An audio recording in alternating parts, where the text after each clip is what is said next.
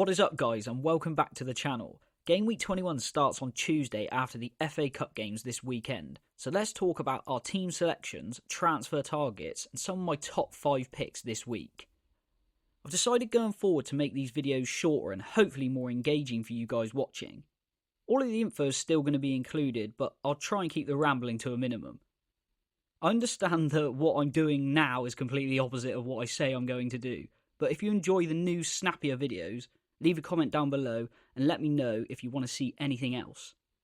First of all, let's get the video to 10 likes, and before we get into Game Week 21, let's take a look at how my Game Week 20 went.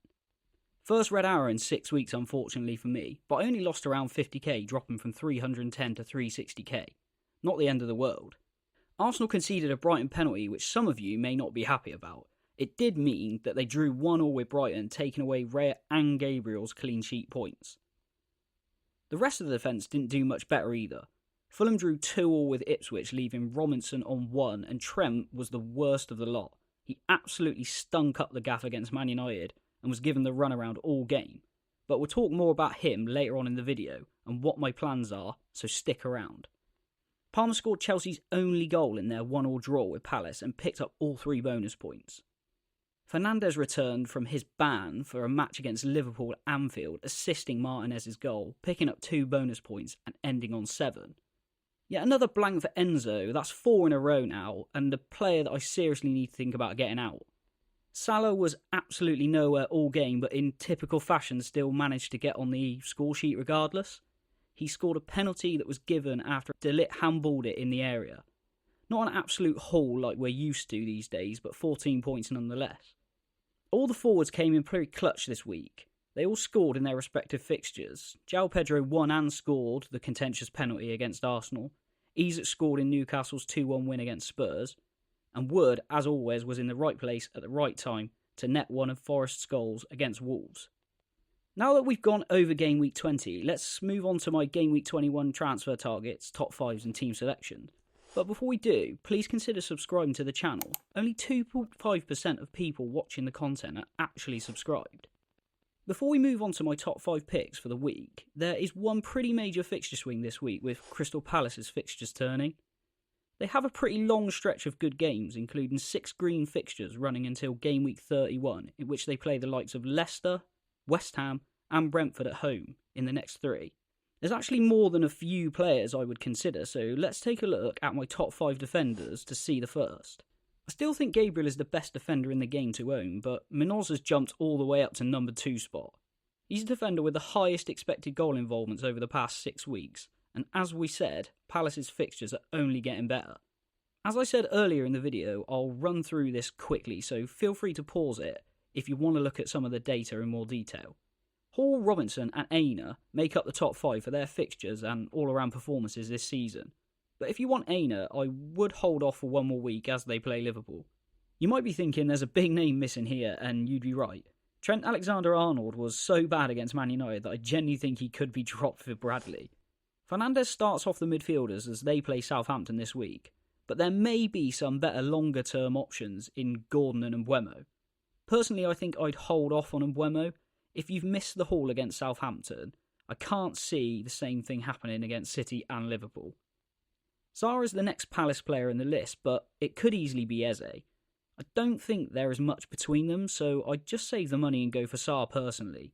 And Savinho has snuck in as a differential after his double-digit hauls of 13 and 14 in the past 2 weeks. On to the forwards, and the top of the list is Alexander Isak. He's now scored 7 Premier League games in a row and tops the data charts with almost 2 big chances per 90 and over 1 expected goal per 90 over the past 6 weeks. Is it the time to get Haaland back in, you ask? It may be quite tempting, but I wouldn't go there just yet. He's still way too expensive for me and too much sacrifice is needed to get him in. You'd probably need to wildcard to do it as well, and I wouldn't recommend using that. Mateta is last of the Palace players on my list. He scored last week against Chelsea, and the fixtures are so tempting. Wood is in at number 3 only because they play Liverpool, but Southampton the week after is juicy. Making up the list is Raul and Pedro. I don't personally think there are a lot of top choice strikers in the game at this moment, but they may kick into gear in the coming weeks. Looking into game week 21, and I've got one free transfer this week with 2.6 million in the bank. Before transfers, I would go into the game week something like this, with Raya keeping his place over Fabianski. At the moment, Hall is in over Robinson because of the home fixture and the possibility of West Ham having sort of a new manager buff after Potter's appointment. Trent is in, but if there's news he's benched, Robinson will definitely come in and Gabriel makes the back three. The midfield would start with Palmer at home against Bournemouth, and I'm really tempted to give Bruno Fernandes the captain's armband for the fixture against Southampton. I'll be honest, the fact I'm going to the game has something to do with it as well, but I genuinely think he is a viable option this week. Salah and Isak will be the most captain for sure, and if you want to play it safe, I'd go for one of them. But there is a part of me that thinks Fernandes is a good risk opportunity. Enzo, Salah against a strong Forest defence who have already shut them out once this season, and a returning Rodgers against, at this moment, a managerless Everton make up the midfield. Wood is currently on the bench for the game against Liverpool, but as you can see, Pedro is yellow flagged as he suffered a twisted ankle in training. There were reports that he wasn't going to play the FA Cup fixture this weekend, and he wasn't in the squad, but he did also tweet that his scan went really well. Isak is in red-hot form and is another possible choice for captaincy this week. Newcastle play Wolves at home.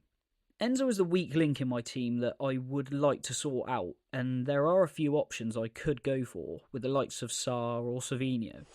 Most likely I'll go for Anthony Gordon and go heavy on Newcastle. Unfortunately, I've been priced out of Mbeumo as I don't want to make early transfers because of the FA Cup fixtures, but in the short term I would prefer Gordon anyway.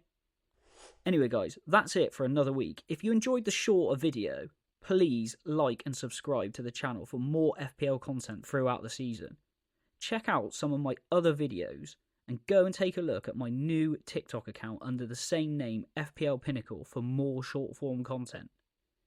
Wishing you luck for the upcoming game week, and I'll see you in the next one.